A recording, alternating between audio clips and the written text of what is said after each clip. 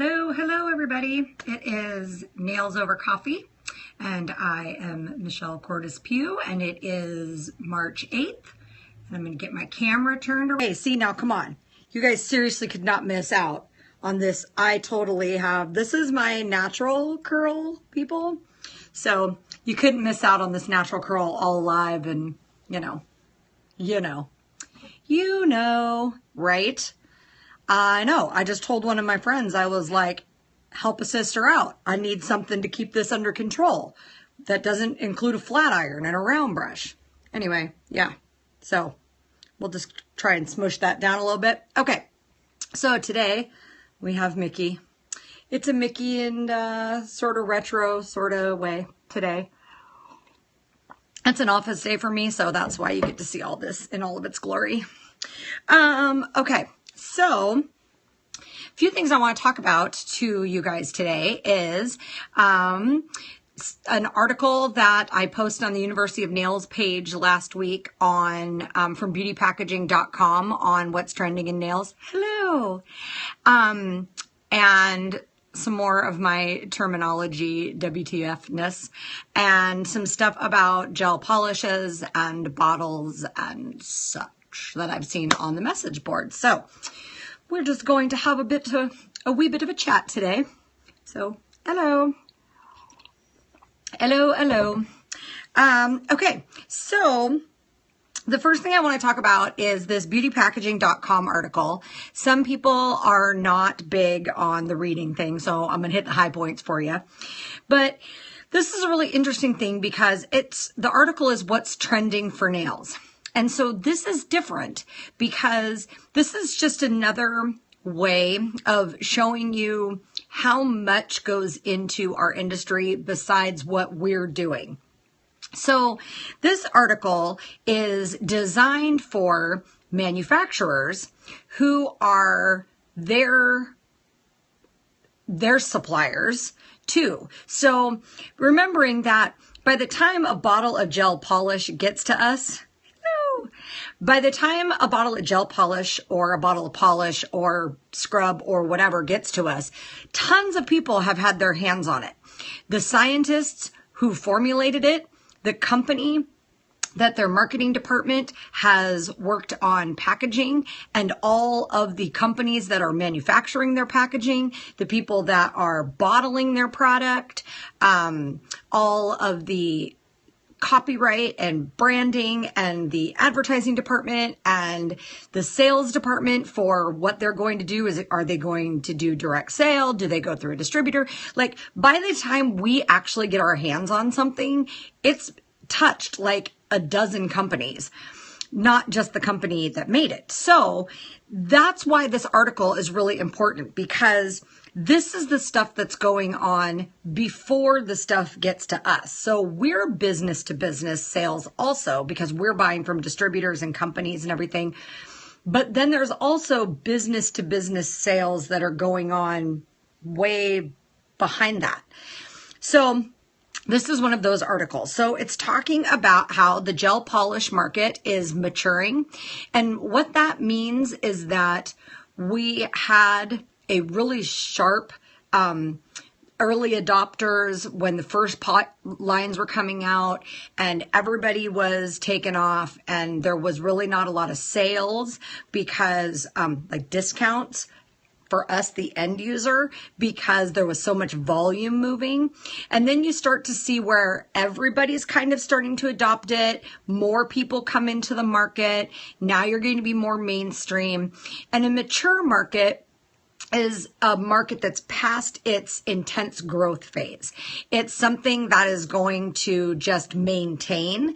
And then this is the time in a mature market where time will tell if it starts to fall off as another early adopter growth market comes in, or if it turns into what we call a cash cow, which is something that it's a mature market that's not really going to go away. So there'll just be some formulas that are changed and stuff like that. So why do my teeth look gray? That's so weird.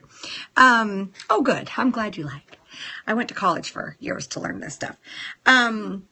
So this is really cool because we need to remember where our stuff comes from. Now, we have some brands that are professional only, that aren't owned by big companies. So we do have to remember that CND can negotiate, and OPI can negotiate bigger discounts from the people they buy their packaging from because they are buying so much product.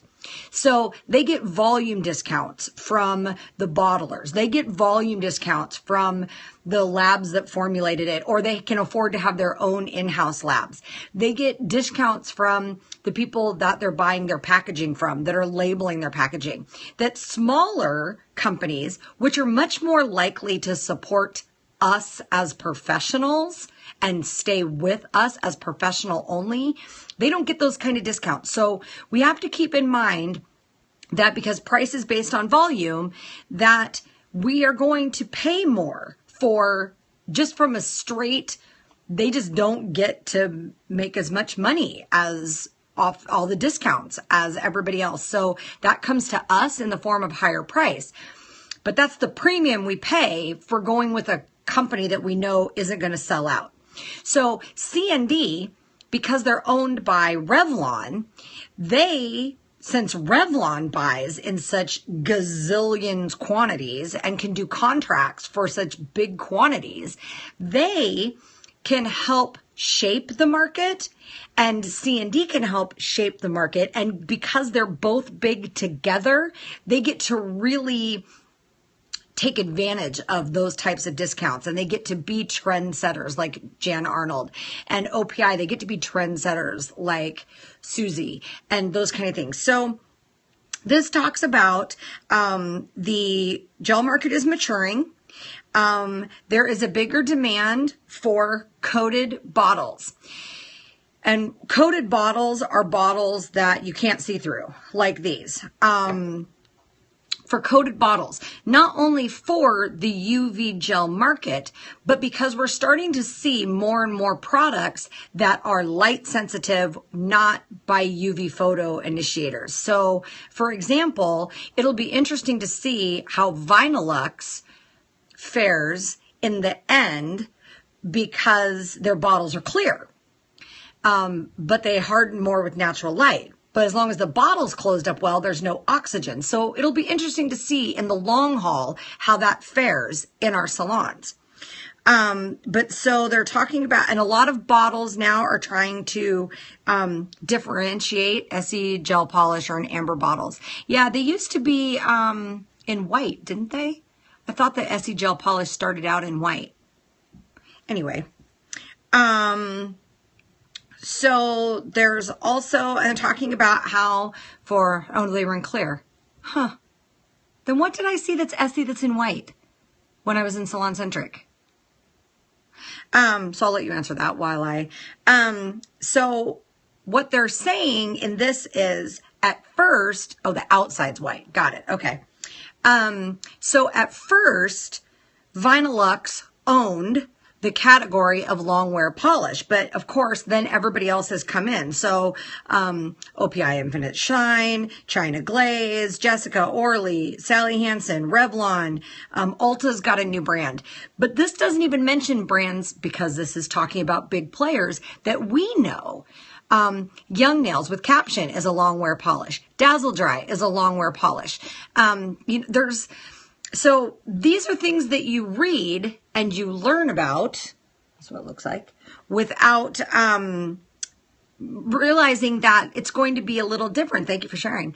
That it's going to be a little different for us as a professional because there's going to be professional lines that we want to support that you're not going to see in this. But what this is going to show you is the same information that those manufacturers get to see. So these kind of things. So everybody's looking to differentiate. They're changing, I made some notes here. They're changing the way the bottle looks on the shelf to try and grab consumers' attention for consumer lines, which Makes me wonder how they're going to translate that into our lines, because for us, changing packaging is a switching barrier. There's no point in us carrying all the same line if the bottles don't look the same. So when they change up bottles, we want to buy all new bottles so they all match. But if we're going to have to buy all new bottles, if there is anything that's even slightly pissing us off about that line, we might as well buy all new bottles of another brand. So that's called a switching barrier, and that's kind of reducing the switching barrier thing. So they need to be careful of that. They're saying the trend now is the shape of the lid. People are now doing a lot of, you know, how Chanel and Dior and those kind of polishes, if they have the square bottle, or like the Butter London with the really bizarre long bottle, they have a pull-off lid so that then there's the part inside that you actually hold in your hand. There's a lot of that trending now, which means there's going to be a lot of funky shaped bottles coming out. So just be aware of that. If it's a funky shaped bottle and you don't like holding it in your hand and somebody brings it into you to use, try pulling the lid off. It might have a little screw thing in there.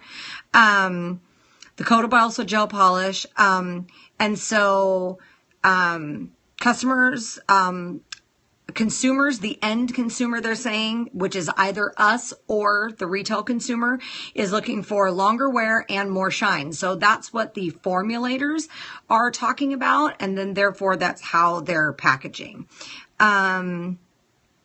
And that it also looks like on the consumer side, there's a trend in sets and kits.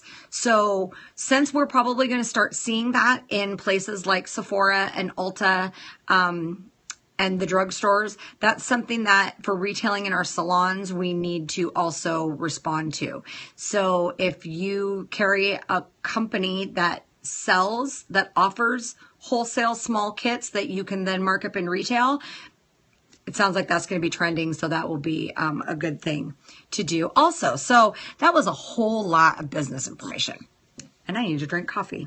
So we're going to get rid of that. The links on the University of Nails page. I'll put the link to the link on the Facebook page in the comment section below. Thank you for everybody who's commenting and sharing. It is super helping to spread the word, and I love it. Okay, so now this is what I want to talk about. This is where it's going to get fun. So keep inviting those followers, and let's get some people in here, because this is where it's going to get entertaining. The boring business stuff is all done. So I got to know, who in the world started this trend of calling pink and white ombre nails baby boomer nails? Does anybody know who started that? Because I've been doing those for about a year and a half, and I did them for a client's wedding. There's proof on my Instagram from the ones I posted for her wedding. Who started calling them that? And why in the world would you call them that? Baby boomers are a generation. They're the generation that's aging right now and retiring and using up a lot of Social Security, but I digress. So, but those people might, I understand if we were calling a traditional French manicure baby boomer nails, but I know of no 50 and 60-year-olds who are baby boomers who are constantly rocking the French ombre look. Like, where in the world did that even come from? Am I just out of touch because I'm in the north, and maybe in the warmer areas there's people rocking that? Like, what I don't understand, because like I'm seeing it a lot. So I searched the hashtag, so baby boomer nails, the pink and white ombre, if you don't know what I'm talking about. Here's another one. Varying degrees of quality. This one's really pretty. That one she did a pretty good job on. Let's see if I can get this angled a little bit so you can see a little better. But that's pretty. That's in Greece. Really fun to search hashtags, by the way. You can see all kinds of interesting things if you search hashtags. This one, it looks like it was probably done with gel. Just from the line of light you can see. Looks like it's probably gel. And And so it's talking about like this post, which is Nailed It, Glam Nails, says, love these hashtag ombre nails or hashtag baby boomer nails. Okay. Why did we stop just calling them ombre? Like, does anybody know? If you know, I'll tell you what, we're going to start this as a discussion in the comment section below too, because I only see there's one person left in here by my little count, and so Periscope sucks. So I'm not seeing any comments come up. So you guys might be commenting and I just can't see it. I don't know. We learned the other day that technology hates me, which really sucks because I'm a computing minor. I own a technology company. But so let's have this conversation on the Facebook page in the comment section below after I post the link for today's video. Because I'd really like to know, like, where, if anybody can remember where this got started. Now, see, this is a brighter pink, and I would just call this a pink ombre, but it's getting hashtag baby boomer nails. And that's not the same as a pink and white ombre. So I don't know where this got started from, and we need to figure this out because it's kind of silly. This is really pretty. I really like this one, how they've got a white, hi Michelle, how they've got a white gel paint little design on the accent nail. I'm kind of digging that. Along with the, what the hell is this baby boomer nail stuff. Oh, here's an LCN one. It's got Cover Me in Diamond Dust. That was pretty. Some of these are really old, you know. And when I say old, I mean like July of last year, which is when I started doing them. So what the hell? Like, where did that come from? So I want to know where that came from because it's silly and it doesn't make any sense. At least it doesn't make any sense as far as I know. So if anybody can help me with that, if we have a whole gaggle of baby boomer snowbird generation in the warmer states and countries of the world, that they're all doing ombre, which is why we call them baby boomer nails, I can totally get behind that. I'm not saying I know everything up here in my little corner of the Pacific Northwest, but I would like to know where it came from because that's kind of silly. Let's see. Oh, and so this is the last thing. I see. I can't remember which manufacturer. Oh, and as Odyssey Nelson has pink and a white shimmering powder that they call. Oh, so maybe this might have started as a manufacturer thing. I'm gonna have to look at that. B for what else, baby boomer? I don't know. That's a good question. So, yeah. So keep the suggestions coming. When did you first hear the term? I just first heard the term like a month ago. And clearly it was going on before that because I see the hashtags and everything, but I don't know. Was it a Europe thing that just finally made its way here? Was it, yeah, last year. Yeah. So I don't know. I mean, I spend all day on social media, for goodness sakes. Like, come on now. How come it took like a year and a half for this to make its way to me? Anywho, so what I did want to talk about though is I've also been seeing on the boards a lot on the note of gel polishy type things and packaging today. So there is a lot of people who are having problems with their GELISH hardening in the bottle. And at first, everybody thought it was because GELISH has this little window right here in the front. Now, I'm sure that that could possibly be true. It could also be because, look at this. You see this? I've only used this bottle twice. And look at that. It gets everywhere. Okay? So here's the thing that I learned today, or learned this week. Two things. One, veneer also has, oh, I should have grabbed a different color, a clear heart in the front of the bottle. This happens to be black, so that's why you can't see it really clearly. I should have grabbed another color, but this, because it was designed by a real nail tech, thank you, Elaine Watson, who understands what we deal with in the salon. This is a specially, talking about packaging, this is a specially UV coated little heart, so it won't cure the product in the bottle. In a coated bottle. Isn't that nice? Thank you. Real nail techs who get it, who understand, who design our packaging. I appreciate that. So, hello. So this is, I really should have grabbed another color, but this, notice my veneer bottle does not look all gross like my GELISH bottle. And I've only used my GELISH bottle like twice. I've used this veneer bottle, this black one, all the time. So back on that note, I learned a very interesting thing. So I don't know if you guys remember, there's my GELISH. If you guys remember the hubbub from 2009, 2010, when GELISH came out and then shellac came out, and shellac did a whole marketing thing on the fact that they were not a gel polish. They were a gel polish hybrid that still maintained polish components. So they are not, shellac is not. Well, apparently, and we were all like, wait a minute, you're not the first gel polish. GELISH was already released, right? Well, apparently there was a lawsuit that went on involved in this whole thing, and all the peoples settled out of court or what have you. And so who knows? But here's the part, while doing some research on some GELISH problems that I was having, that I came up with. So here I have the MSDS for GELISH, okay?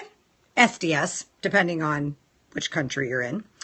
And upon doing some consultation and some research, there are solvents in GELISH that will evaporate in the presence of air and without the presence of UV.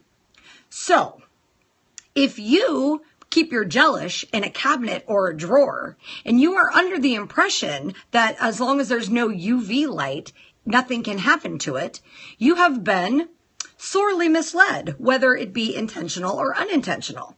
Because if your bottles look like this, they're not sealing. And if they're not sealing, then that means that air is getting in. And if air is getting in, then that means that solvents are getting out. And if solvents are getting out, then you're going to end up with the thick, nasty, globby stuff that some people end up with. Now, clearly mine hasn't gotten bad yet, but I intentionally didn't clean this because I wanted to show it to you. So you guys who use GELISH, make extra sure to, hi Monica, to clean off your threads of GELISH all the time. Every time you put it away, clean off your bottle threads. And take a Q-tip, try to pull this brush out. I'm not going to do it right now because I'll get stuff all over my fingers. But if this brush comes out of here, pull this brush out and wipe out the inside of your cap. Or, get a Q-tip in there with some alcohol or something and wipe that out. So that when you put your bottle back together, you get a tight seal. Because if you don't have a tight seal on GELISH, between this window, which sucks, and the bottle, which sucks, you are going to end up with, periodically, you're going to have some glumpy, nasty GELISH bottles because there are solvents in it. So that is that. And so that goes back to that packaging thing. All of those kind of discussions had to go on with this stuff before it ever made its way to us to buy it. So that's why I use veneer and not GELISH. But, so that's the thing that you need to think about. So there is a significant chemical similarity. I love veneer too. There is I hate removing it, but I use it over enhancements all the time, so I don't have to worry about removing it because I use an Atwood Mean Green to take it off. There is a serious chemical component similarity between GELISH and shellac. However that happened, not my business, don't care. But keep that in mind that shellac has, and so if you're not shaking your GELISH bottles as aggressively as you shake your shellac bottles, because we were taught to shake, shake, shake our shellac bottles. If you're not shaking your GELISH as aggressively, that means that you're using the thinner solvent product at the top. And by the time you get about halfway done, you're going to end up with a glumpy, nasty, it's got no solvent left in it, it's partially cured through the little window bottle of useless crap. So, take care of your bottles of GELISH just like you would take care of bottles of shellac. Shake, shake, shake, shake. Keep your little, threads clean. Keep it in a drawer. Shellac's got coated bottles. We've got, these have these little windows, so keep them hidden away from any light source. Keep them away from your UV light. Yeah, glumpy, right? So, here I am, right? Bringing you the things that nobody will tell you with me and my crazy hair, that everybody who was at the Northwest Nail Tech Retreat year before last got to see my crazy hair. But, so do you guys have anything for me today? I don't even know what time it is. 2:27. Look at that. It's like I have an internal clock for a half an hour now that I've been doing these shows for a gazillion years. They're all up on YouTube now on the Nails Over Coffee channel. I'll get a channel name permalink. I have a question. How many days lasts the Take Two under acrylic? It lasted about 15 minutes. So I sat right back down after and re-sculpted out a new nail because it was really good. Now, the whole thing about this, though, that I thought about it later, I had to put some thought into it, is if we put Take Two, I put black tape over that stupid window. Yeah, smart call, Monica. So talking about the Take Two, this is kind of what I was thinking. If we took Take Two, and it's not a wrap, it's a protective base coat film. That was just for you, Elaine. You got a lot of name stuff going on in this. But if we take Two protective base coat film, and we were to put it down on a client's nails, and we were to sculpt a nail all around, right? Then we could just take and pop that nail off, right? And the base coat film comes off with it, okay? And it leaves the bare nail with the base coat film underneath the sculpted nail. Well, this could work. Say, how can we find if a gel polish is good? I'm seeing a bunch of companies with great pricing. I'll get back to that in just a half a second, Liz. Let me finish my thought on this. So you know how they sell the double stick tape sticky pads at like Sally Beauty Supply and stuff like that to put on like full nail tips? Well, if somebody, especially some of maybe our LGBT community who they can't wear nails all the time, but they want to wear nails some of the time, but they don't want crappy drugstore nails, we could actually do a custom set of nails for them with Take Two. And then we could use like the Dashing Diva or the things you get from Sally's of double stick that they would be able to put their nails on that were custom done for them within a night. So that's another type of service solution option that we could probably do. So Liz, about the concept of which gel polish brands to choose, it's really, really super subjective. So yes, pricing does have to factor in, professionalism, where you're branding yourself at, what kind of price point you're branding yourself at, those kind of things, and also how you plan on working. So for me, I use gel polish as a natural nail service. I use it as a power polish. So I have a long wear, fast dry, regular polish that I use a lot for pedicures and those kind of things. And I use shellac because the reason that I use shellac, despite my pissed offness at C&D, is that it is the most natural nail. It is like a power polish. They've formulated the base coat and the top coat so that it You don't have to buff the natural nail. You don't have to buff the top coat to break the seal. It soaks off in exactly the same amount of time every time.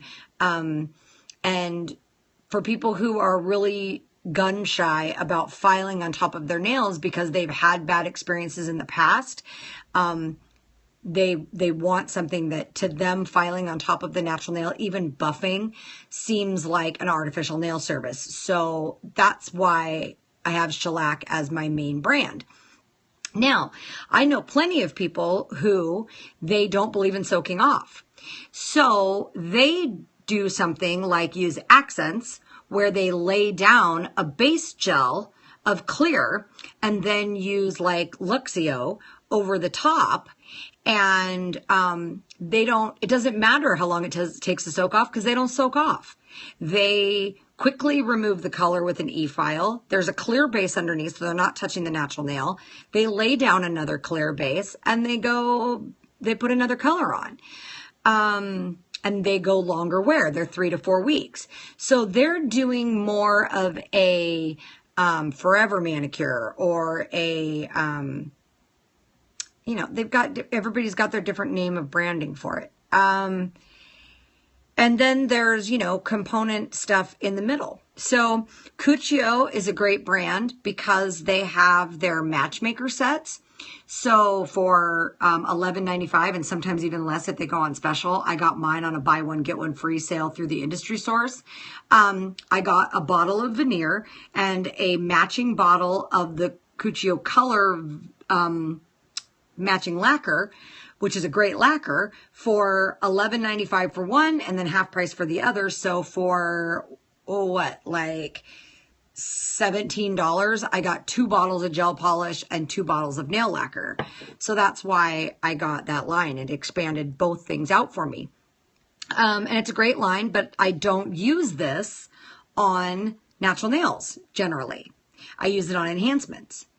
Now, I have a set of the base coat, top coat, fuse, all that stuff of this that I use for when I have somebody who, we all have some people that whatever brand just doesn't work on. Shellac just doesn't work on or whatever. So for people that shellac doesn't work on that need a little extra staying power, on those people I use veneer and I use the whole system and they get a longer wear out of it sometimes than they do with shellac. But then I also know that I have to book them in and I'm going to have to remove the shine on their top coat and I'm going to have to soak them for a few minutes longer because it doesn't remove like shellac does. So that is a question of, there's a whole lot of factors. And Liz, I know you're a member of University of Nails, I think.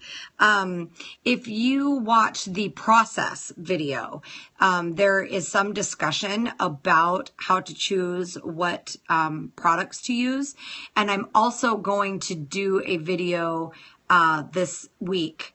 I have some stuff I need to do before I can get recording, but this week that is going to talk about how to product trial and how to select brands. So Liz says, thank you. This info is not taught in schools. Well, and I understand why. To be real honest with you, Liz, and everybody who's watching, I understand why this stuff's not taught in schools. It's because we're vocational. Which is fine. It's great. We all need vocational. We need us and hairstylists and welders and all that kind of stuff. Like, we need vocational. But remembering that a lot of our people who are teaching vocational are really good at the vocational trade that they have. And maybe they're even really great teachers. But there's a lot of this stuff that I knew intuitively just because I'm me. But there's a lot of this stuff I know because in my life before nails, I was a retail manager. And in my life since nails, I have a marketing degree. There's so much of this stuff that I sort of knew just by gut.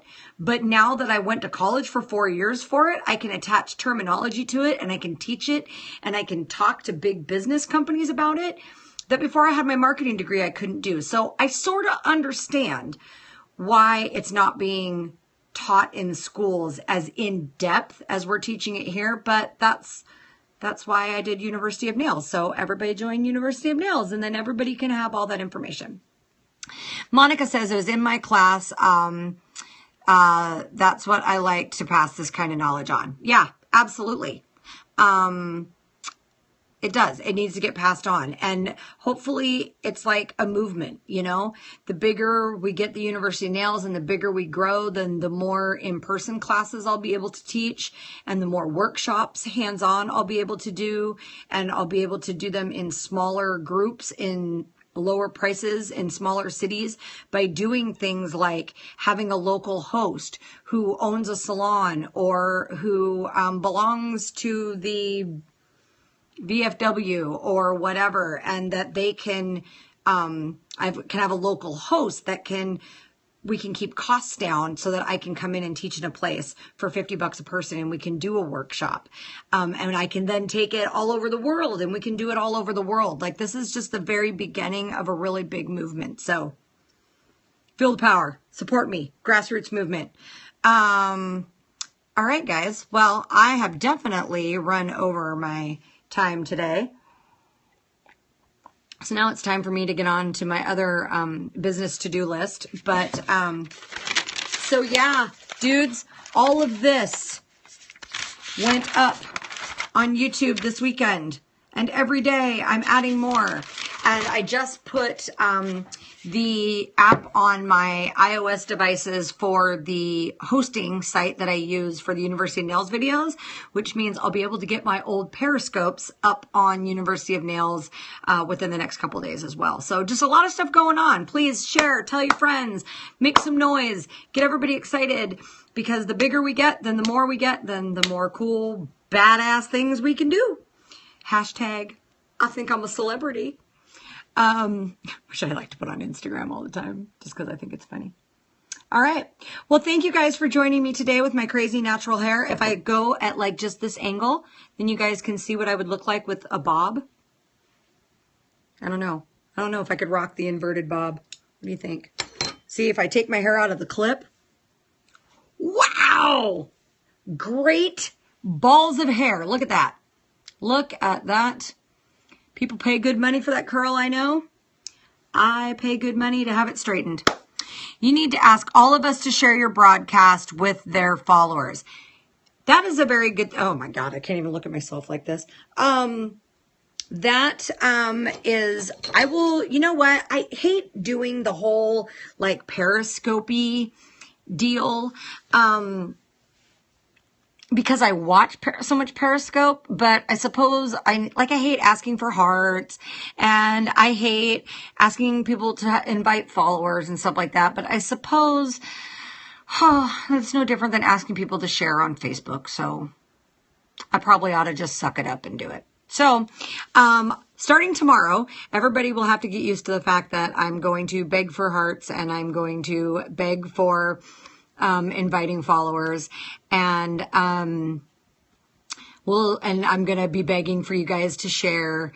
And so yeah, thank you for everybody who does share. Let's, start the movement right here, right here, right now. All right. Oh, thanks, Monica. She said we love you. I love you guys too. And especially, my regulars who come in and see me all the time. It would be like the other day when I thought there was nobody with me. I thought it was incredibly boring. I've gotten so used to talking to you guys. And oh my God, please forgive the early videos of me doing this. When you go back on YouTube and watch the old ones, I have like 140 something videos now up there. And yeah, I don't know that I'm going to go back and watch those ever again. It was truly disturbing and scary. And it's only been a couple months. I can only imagine how I'm going to feel when I look in a year. So, all right, you guys, thanks for joining in, and I will see you tomorrow at the same bat time, same bat channel. I think I'm going to do a manicure live on one of my, well, she's one of my guinea pigs, but I'm not guinea pigging her tomorrow. I'm using products that I know are good, but they're secret squirrel products that I can't tell you what they are, and they're in blank jars. But I'm going to use them, I think, and do a basic manicure tomorrow while I'm broadcasting. So And then some other fun stuff this week. I got some other cool gel paints and things that we'll get to play with later this week. And then, of course, it'll be time to put my nails back on. But I have too much typing and too much shit to do to worry about that right now. I shouldn't cuss. This is a family show. Anywho. All right, guys. Well, thanks for joining me. I'll see you tomorrow. Everybody say goodbye. Goodbye. I'm going to post it, so share it when you see the YouTube come up. Like it on Facebook.